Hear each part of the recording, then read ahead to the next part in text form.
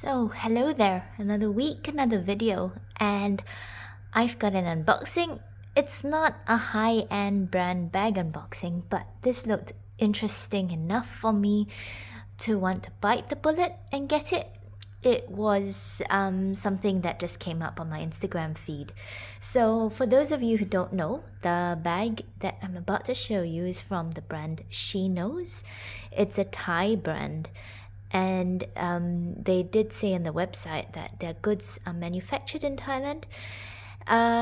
So yeah, I was attracted to this bag because of the design, because of the color, shape, style, and also the price.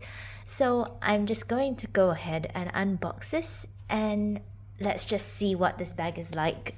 This is my first time seeing any of their products in person, so I am actually quite excited. I have cut open the tape here, and this is a very large box.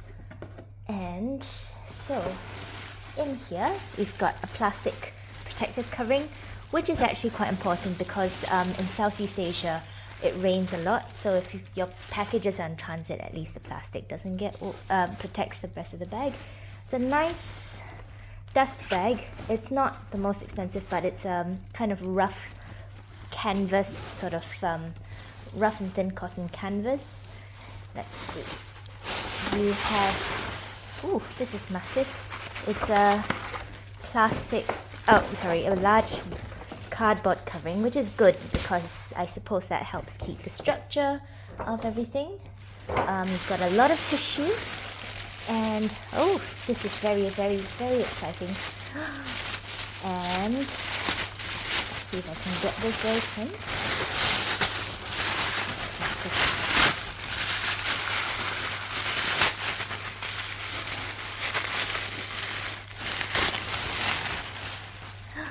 And this is what we have. It is the She Knows Willow tote in the color mocha.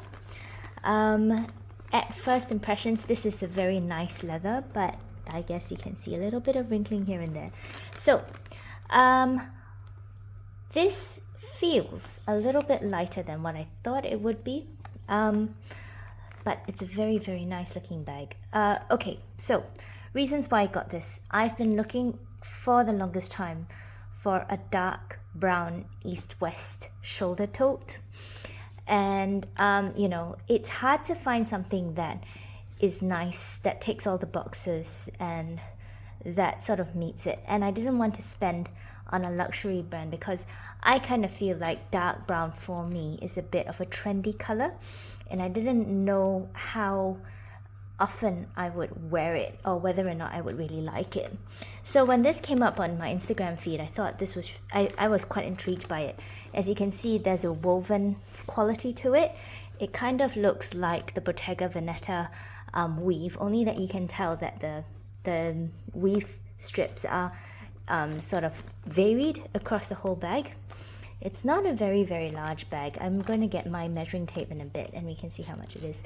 I do like the fact that you've got this clasp here. So if you have a long shoulder tote like this, it helps to have this because it keeps the handles in place, and at least you know, it doesn't the handles won't slide off your shoulder. Inside the bag is unlined. There's a bit of packaging here, and most importantly for me, there's a little zip pocket here. So there's no other pocket in the rest of the bag apart from this zipped compartment here. There is a magnetic closure, which feels quite secure, although I'm going to fill it up and I'm not sure if it will stay if I do fill it up, right? I'm very curious as to how much this internal zip pocket will fit as well, so we'll see. There is a little card here, and there is an explanation of the bag as well as care instructions.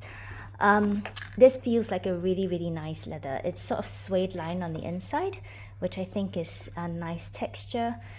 You've got the brand here. Ooh, sorry. You've got the brand here that's embossed into the zip pocket. She Knows. And I think this is removable. Yes, it is. So I like the fact that it comes with a base and this is a removable bag. So theoretically, if you wanted something that hugged itself closer to the body, you would take it out and you could squash it down. But of course, you would affect the structure of the bag. There is a tag here. It says handcrafted locally in Thailand using LWG certified full grain calfskin leather. So it's good. I mean, it's a really nice looking and feeling bag. I will admit it is quite a light brown. I kind of wanted a really dark chocolate brown sort of color. This is a bit more tan, but I'm not complaining because it's still quite a nice color, and I think I mean I'm definitely going to use it. But based on this, yeah, I think it'll be quite interesting. I'm going to get some things. I'm going to get my measuring tape and let's just see what the specs are like. So give me a bit of a time. So I am back and I've got quite a lot of things to put in this bag to see what it fits. And I've also got my measuring tape. So let's just take a look at the dimensions, right?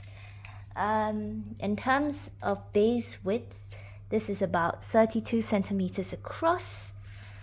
It is about 17 centimeters high, and it is about, let's see, 12 centimeters in depth. All of these are approximate, right? I think you'll probably get more accurate dimensions if you were to go online. This does feel, without anything else in it, it feels like a very nice, soft, lightweight bag, which I'm quite pleased with actually. Now the one thing that I will say is this middle pocket here does feel a bit small.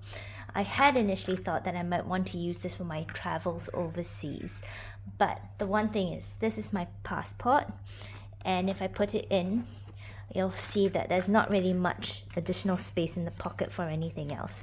So I could fit my passport, but I wouldn't be able to fit, say, my wallet or keys or anything like that. So I'm a bit sad by that.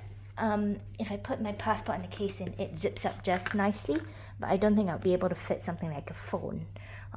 Yeah, so to my mind, if I were just to have an open bag like this with a zip pocket, I would want at least to fit my passport, my phone, and my wallet, and to have it zipped up securely.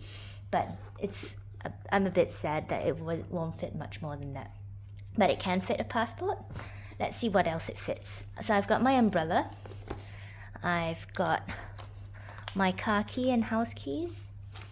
I've got my A5 journal, which kind of fits on the top, but then I don't think you'd be able to use the magnetic closure to close the bag if you put this journal in. I've got my planner, card holder, oops. I have my bastia, sunglasses, and that is quite full and heavy.